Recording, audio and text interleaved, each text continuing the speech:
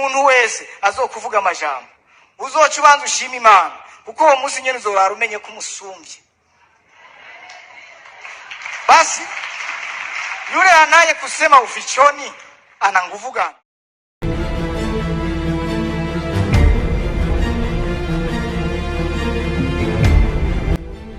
Mu muryango wiwe umunezero ni wose. Ni mu gisagara ca Bujumbura, aha ni mu gihe hari haheze hafi imyaka 3 uyu mugabo ari mu gihome. Alain GUILLAUME Bunyoni, umugabo yahoze akomeye cyane akaba n'umushikiranganje wa mbere w'igihugu cy'u Burundi. Ndabizi neza yuko inkuru y'ifungwa ryiwe nawe uyizi kubera ko si ubwa mbere rivuzwe, kandi ndazi urabizi neza yuko yahora mu ibohero rikuru rya Mpimba rya Gitega. Ni itariki 11 z'ukwezi kwa gatatu muri 2026 aho uyu mugabo mu masaha ya saa 8 n'iminota irenga komike yafunguwe ivy'agateganyo.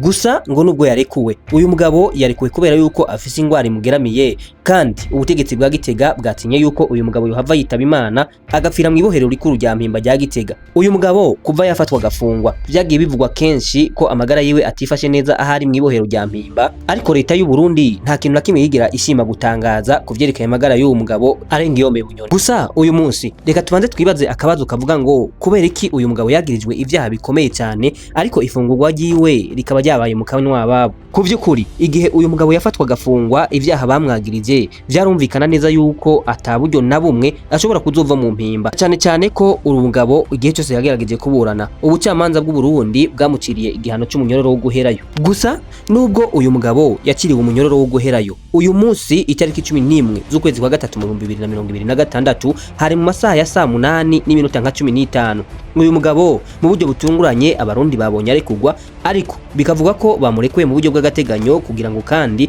aje kwivuza, cyane cyane ko byavugwa yuko amagara yiwe atifashe neza. Uyu mugabo Alain GUILLAUME Bunyoni niwe wa mbere mu gihugu cy'u Burundi yahawe ipete ya generale mu gipolisi cy'u Burundi.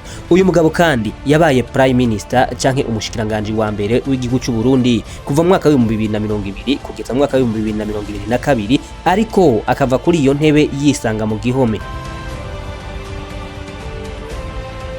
Yabaye igishitsi mu mugambwe CNDD-FDD, kandi abo mugabo akomeye cyane mu ntwaro y'igihugu cy'u Burundi, ariko kandi yabaye umugabo adasanzwe mu ntwaro y'igihugu cy'u Burundi, ariko cyane cyane mu gisata cy'umutekano. Gusa nubwo ivyo byose yabikoze, umunsi warageze uyu mugabo yagirizwa amakosa. Bavuga yuko uyu mugabo yasesa guhitunga ry'u Burundi, ariko kandi yagirizwa n'ibindi byaha bikomeye cyane, ari navyo vyatumye ubutegetsi bw'igihugu cy'u Burundi bumucira igihano cyo kuzofungwa umunyororo w'ubuzima bwiwe bwose. Gusa nkuko natangwe ndabikubwira uyu munsi itariki 11 z'ukwezi kwa gatatu mu 2026 uyu mugabo mu buryo butunguranye yafunguwe. Ariko nubwo uyu mugabo yafunguwe, banzureke dusubize amaso inyuma gato tubanze turabe urugendo rwiwe rwo gufungwa ivyabereyemwo. Mbega umuryango wiwe wari ufashwe gute, wari wifashe gute? Mbega hoho byaroroha kugira ngo baje kumuraba aho yari afungiwe? Ariko se byagenze gute kugira ngo uyu mugabo afungurwe giturumbuka? Mbega atani impari zihabaye ahubwo nazamanza baciye abacamanza zidakurikijwe? Uyu mugabo akiri mu Mpimba, ariko cyane cyane mu misi ya mbere hagiye havugwa kenshi yuko inzego z'iperereza zibijejwe zagiye zimufatana amatelefone, ariko akandi kenshi bakumufatana ama sim card. Ibi rero akaba ari navyo vyatera ubwoba leta y'u Burundi, kubera ko uyu mugabo nawe nyene yari asanzwe ari umuntu akomeye mu gihugu cy'u Burundi nkuko nabikubwiye. Vyarabatera ubwoba rero bakibaza yuko bashobora kuba bavugana n'abandi bantu bari hanze, abo bantu bakazoshobora kuzotera leta y'u Burundi. Ibi kandi byo gufatanwa amatelefone hamwe no kubona amakarte simu nivyo vyaje gukwegera n'umuryango wiwe ku buryo bw'uko bagiye gushiraho n'umutekano ukomeye cyane ku rwego vyagezaho n'umuryango wiwe kugira ngo uze kumuraba bitaworohera. Ibaze nawe nk'umunsi umwe umukobwa wiwe agiye kumuraba, hanyuma bamubwira ngo kugira yinjire kumuraba nabanze yambure impuzu zose asigare yambaye ubusa buriburi kugira ngo yemererwe kwinjira mu ibohero, hanyuma avugane na papa wiwe.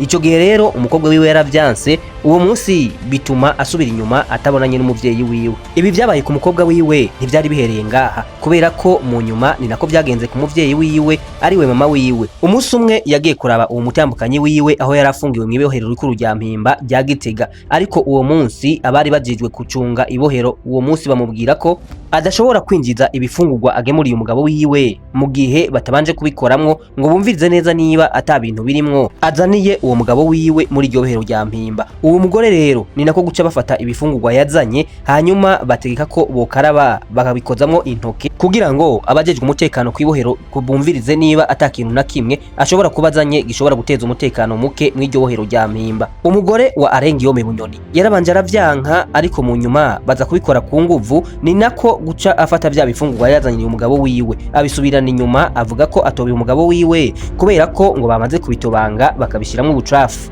Ivyo rero vyatumye nyina wa mukobwa Natangwe ndakubarira ko yasabwe kwambara ubusa buri kugira ngo abonane na se wiwe, nawe asubira inyuma atabonanye n'umugabo wiwe.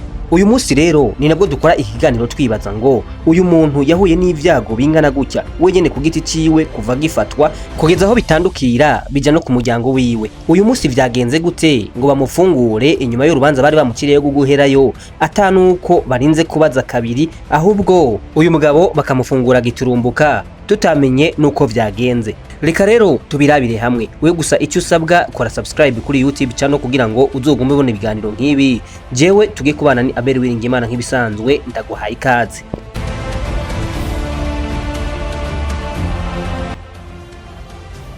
Alain GUILLAUME Bunyoni yafashwe mu kwezi kwa kane mu mwaka wa 2023, yafunzwe yagirizwa gushaka kugirira nabi umukuru w'igihugu ariwe Evariste Ndayishimiye. Muri dosiye yiwe kandi yamuhagaritse, yamwagirije yuko yagirizwa guhungabanya ubutunzi bw'igihugu cy'u Burundi.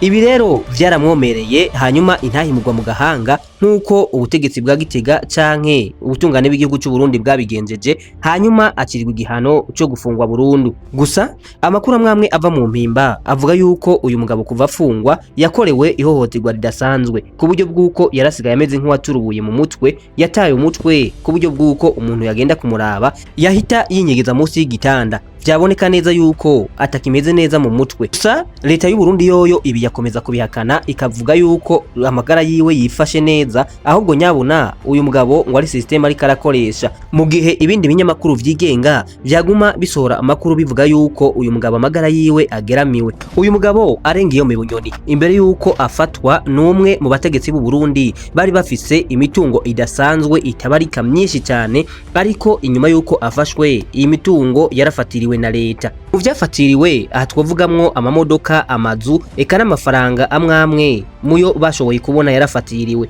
igihe yamara gushika mu ibohero rikuru rya Mpimba Igitega. Amakuru avuga yuko uyu mugabo yafashwe nabi cyane bimwe bidasanzwe kubera ko yarapfungiye mu cumba ca wenyene kandi cihariye kidapfa gushikirwa n'uwari we wese. Inyuma yo kuja kuramutswa mu Mpimba aho afungiye, ishirahamwe risanzwe rikurikiranira hafi iby'agateka kazi na muntu mu Burundi APRODH rirongowe na Pierre Caravere Mbonimpa ryatangaje yuko uyu mugabo basanze amagara yiwe atifashe neza, ariko kandi batangaza yuko no mu mutwe atameze neza na gato. Iki gihe leta y'u Burundi nibwo yaciye ikubita gashi ica imujana ku bitaro vya Gitega ku itariki 9 z'ukwezi kwa gatandatu muri 2025.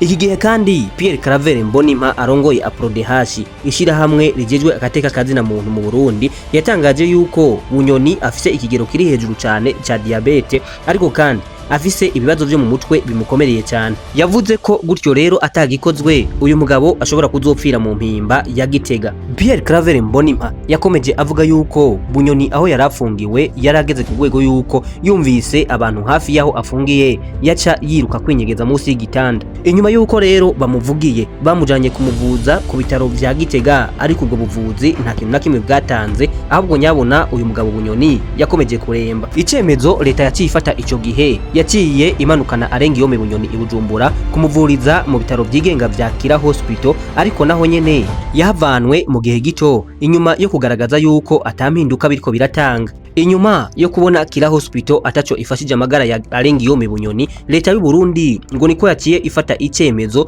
cyo gufata Alain GUILLAUME Bunyoni ikamurekura kugira ngo arungikwe mu mahanga kugenda kwivuza aho hari abaganga bakomakomeye basumba abaganga bari Bujumbura. Iyi rero akaba ari nayo mvonyamukuru ngo yatumye Alain GUILLAUME Bunyoni afungurwa, na cyane cyane ko igihe yafungurwa imodoka yamanutsemwo i Bujumbura atayindi ahubwo nyabona ngo yamanukanwe n'imodoka zimwe bita baruse habaniha ambulance mu rurimi rw'igifaransa. Niba nawe umaze kubona umuntu atwagwa na ambulance, ubwo nizera neza yuko uzi ihari abarimwo canke uzi condition abarimwo. Uyu mugabo Alain GUILLAUME Bunyoni ni umugabo yabaye ikikomerezwa muri leta y'u Burundi, ariko uyu munsi leta y'u Burundi hamwe n'amagara yewe ntibimworoheye. Reka tumwipfurize kuzobicamwo yemye agakira, hanyuma akazoza guca mu bibazo vyose ariko aracamwo ariko ari muzima. Ari naho nanje ncenda gushimira we twabanye muri iki kiganiro kuva gitanguye kugira gisoje. Gusa ndakwibutsa ngo ugende ukoze subscribe kugira ngo ntuhombe n'ibindi biganiro tuza gushirako. Imana iguha umugisha.